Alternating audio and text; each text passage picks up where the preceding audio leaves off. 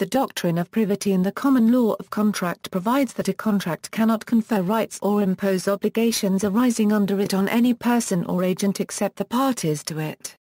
The premise is that only parties to contracts should be able to sue to enforce their rights or claim damages as such. However, the doctrine has proven problematic due to its implications upon contracts made for the benefit of third parties who are unable to enforce the obligations of the contracting parties. Third-party rights. Privity of contract occurs only between the parties to the contract, most commonly contract of sale of goods or services. Horizontal privity arises when the benefits from a contract are to be given to a third party. Vertical privity involves a contract between two parties, with an independent contract between one of the parties and another individual or company. If a third party gets a benefit under a contract, it does not have the right to go against the parties to the contract beyond its entitlement to a benefit. An example of this occurs when a manufacturer sells a product to a distributor and the distributor sells the product to a retailer. The retailer then sells the product to a consumer. There is no privity of contract between the manufacturer and the consumer. This, however, does not mean that the parties do not have another form of action, for example Donegal v. Stevenson. Here a friend of Ms. Donegal bought her a bottle of ginger beer, which was defective. Specifically, the ginger beer contained the partially decomposed remains of a snail. Since the contract was between her friend and the shop owner, Mrs. Donegal could not sue under the contract, but it was established that the manufacturer has a duty of care owed to their consumers and she was awarded damages in tort. Privity is the legal term for a close, mutual, or successive relationship to the same right of property or the power to enforce a promise or warranty.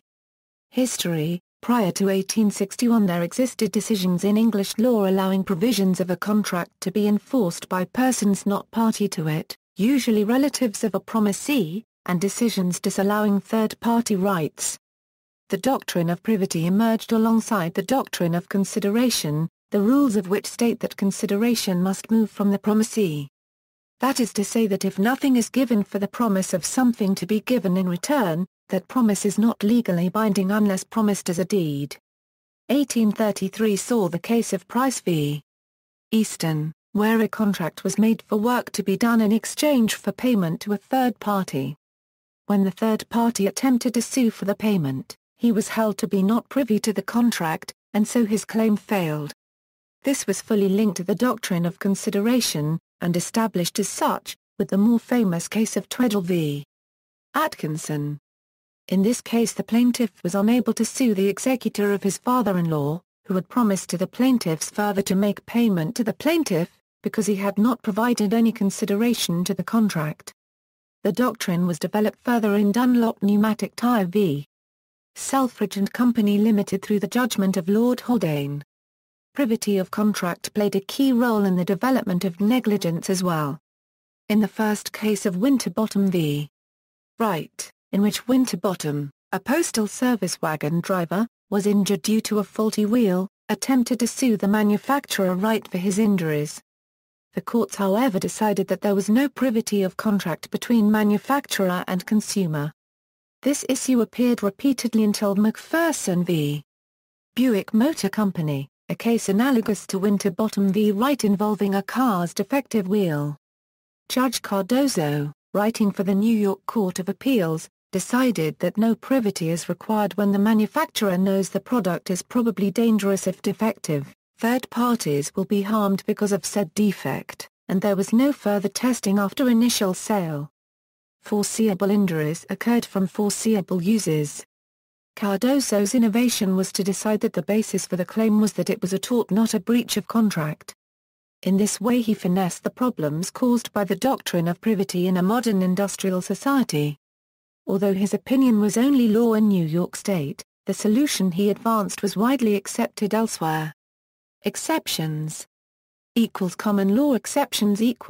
There are exceptions to the general rule, allowing rights to third parties and some impositions of obligations.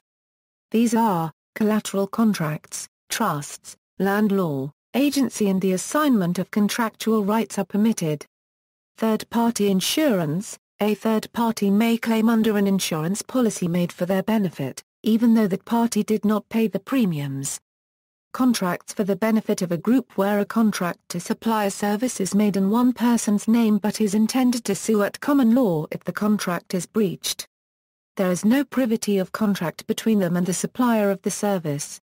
Attempts have been made to evade the doctrine by implying trusts, constructing the Law of Property Act 1925 s.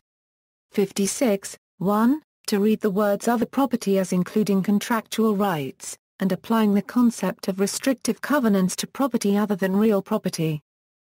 Statutory exceptions. In the United Kingdom, the Contracts Act 1999 provided some reform for this area of law which has been criticised by judges such as Lord Denning and academics as unfair in places.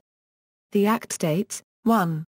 Subject to the provisions of this Act, a person who is not a party to a contract may in his own right enforce a term of the contract if a. the contract expressly provides that he may, or b. subject to subsection, the term purports to confer a benefit on him.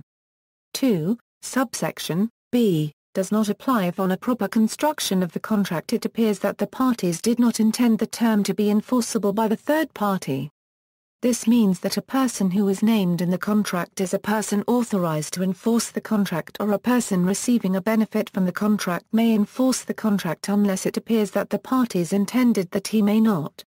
The Act enables the aim of the parties to be fully adhered to. In Bessick v. Bessick, the agreement was that Peter Bessick assign his business to his nephew in consideration of the nephew employing him for the rest of his life and then paying a weekly annuity to Mrs. Bessick.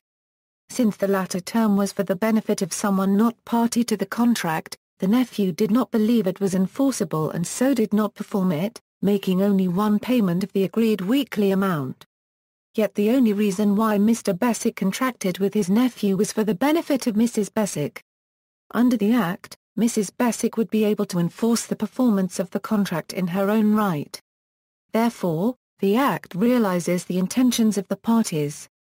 The law has been welcomed by many as a relief from the strictness of the doctrine, however it may still prove ineffective in professionally drafted documents, as the provisions of this statute may be expressly excluded by the draftsman. Third-party beneficiaries. In Australia, it has been held that third-party beneficiaries may uphold a promise made for its benefit in a contract of insurance to which it is not a party. 165 CLR 107, SLR.